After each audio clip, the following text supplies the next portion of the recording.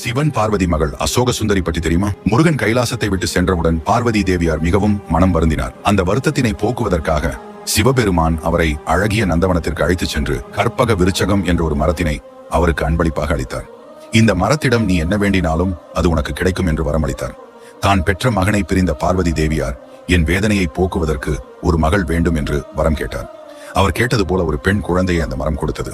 பார்வதி தேவியின் துக்கத்தை போக்க வந்ததால் அந்த பெண்ணிற்கு அசோக சுந்தரி என்று பெயர் கொடுத்தார்கள்.